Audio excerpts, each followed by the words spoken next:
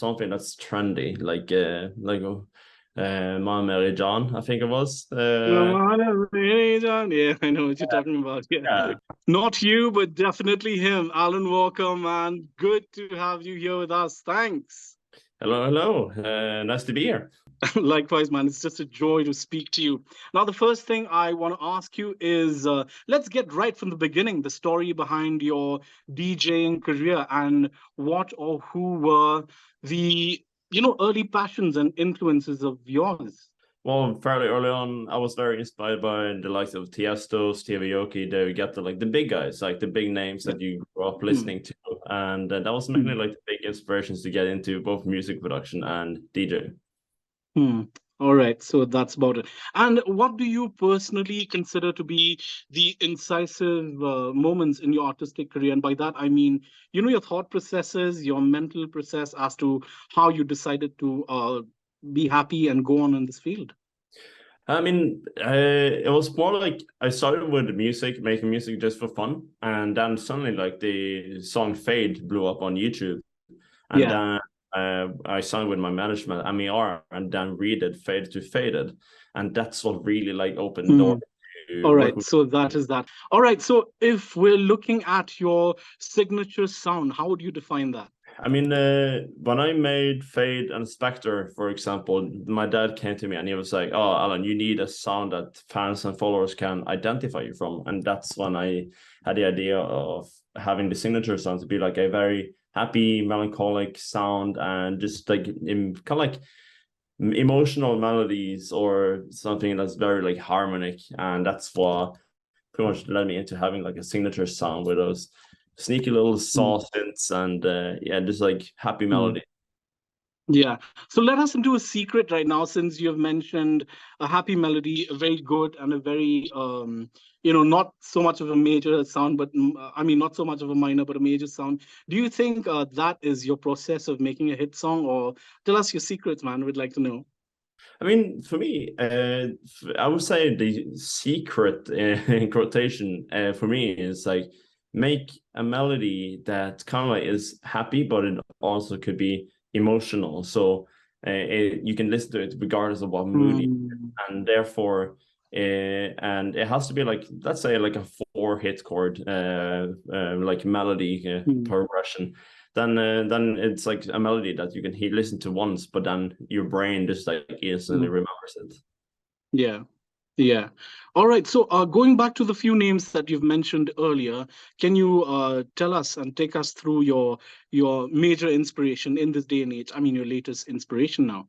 I mean, to me, like a lot of inspiration comes from like traveling and just listening to Ah. other people's work. And in a way, I would say that I'm being influenced by what people are saying, for example. So, and like or what the music is sound like, and it really depends on trend, for example. Hmm. But I would always try to like look for inspiration from what I'm doing, what I'm experiencing and then from there on build my Hmm. sound and also try to kind of get the Alan Walker signature sound in there as well.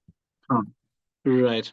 All right. So, Alan, now, looking at this very fact, how important do you think is building a real relationship with the music that you're playing for your own approach? And then, when you take a look at it, there's just so much out there that you can consume. Is it even possible to build meaningful, long-term relationships with a particular track or album? I mean, I guess that question is more directed in if you were a fan, for example.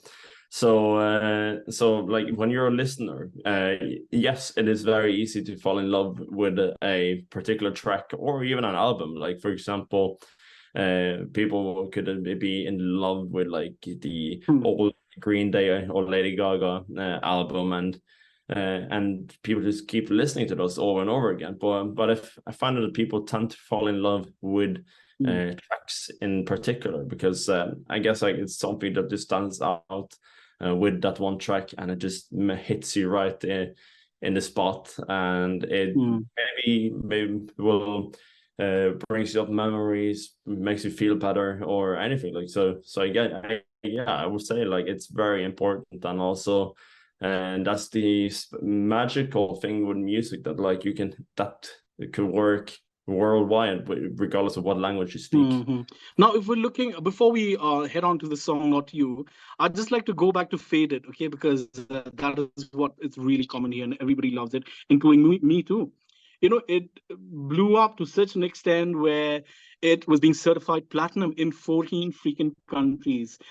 Was there any expectation that you had while you were making the song that it would reach to this greater height? Absolutely not. When we did Faded, I don't think we really expected much at all. Like we did set Okay. goals for like a certain amount of million of streams within the first month, but or even within the first month, it already blew our expectations. And the fact that it streamed like 2 or 3 billion times on YouTube today, and 1 billion on Spotify, and across a lot of other platforms billions of times, Yeah. like it's absolutely crazy to think of sometimes. And tell me a little bit about the process of you knowing that, oh my God, it's hitting. And like, people are just loving, they're consuming your music so much. What are the thoughts that went through your mind? Well, I don't know, because I was like 16, no, 17, 18 years old when that was going on. So I was still in school. It was crazy. Show offers were coming in, and I got the opportunity to just quit school because like it got too hectic. Because I Yeah. started traveling and touring and all that, and it was a wild time to be alive. But I'm Mm. eternally grateful for the Mm. opportunity the music has given me. Yeah. And now, finally, we're looking at this song which went crazy on TikTok.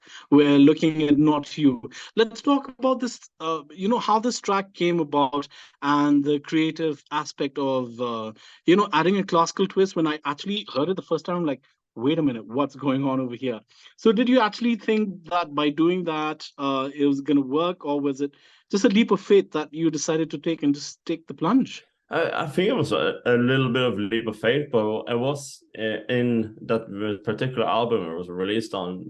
This one song I really thought would do good, and then at first like it didn't catch on, but then suddenly it just Mhm. blew up on TikTok, and I'm so happy that the song finally got the recognition that I believe that it deserved. Hmm. And if we're looking at the song itself, correct me if I'm wrong, but I think it's a story about a really heart-wrenching portrayal of the difficulty of letting go. Sometimes it's very difficult for example, letting go of somebody so special, or maybe of a past love, and the power of memories to keep the past alive. Now, according to you, what do you think people relate to the most in this message? I mean, for what I like to say about the music is that each song is for the listener to kind of like dissect and interpret in their own way, because in a way, the same way as you would do with a painting. But for me, like Not You is like yeah, it's like a very kind of like sad but kind of like heart filling song where Mm, she's singing about like a photo book of my mm, mistakes. Uh, mm, and that's like yes, everybody's made mistakes, but like you're still moving on, you're still becoming a better version of yourself. And I guess like my main way and thought of this song is that like regardless of what's going on in your life, you always have the mm. chance to get back up there and improve Wow. and be a better version of yourself. It's just so lovely to hear that and your perspective on it. Because according to artistic interpretation, I would have my own take on it, but it's lovely to hear that really. Now, you playing almost everywhere and you feeling the crowd, the music. Now, what sort of sound do you think appeals to the crowd of this generation now? I feel like currently the audiences are in a very much like in an area where we don't really know what works the best. Like everybody likes different genres and all that and Hmm. styles right now. So, for example, somewhere house music, techno, would be the way to go, and somewhere where it'd be more harder, like more electro house, big room. Uh, Okay. General like the main core like electronic dance music genres, Hmm. but so I feel like it really depends on the crowd and festival that you're having, but if you're having your own show, I think like I would definitely be playing my own songs plus with some fun remixes. Yeah. All right. Since we're talking about so many genres, I can't help but speak about Bollywood since I'm Indian. It's getting bigger and bigger by the day and receiving a lot of accolades from the international, aspect of, the music scene. What are your thoughts about our music? I think it's very interesting because like it's very different from what we would listen to, for example, over here in Norway. But I find it very fascinating because like there's so many twists to music and Mhm.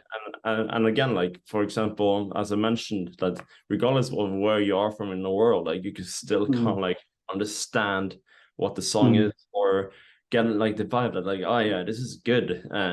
So yeah, like I mean, Bollywood is amazing, and I think like there's so much potential, and as you said, it's this keeps on growing, and it's insane. And Mhm. you see that all over on Spotify, YouTube, and yeah, like India is taking over. Yeah, I'm glad to hear that.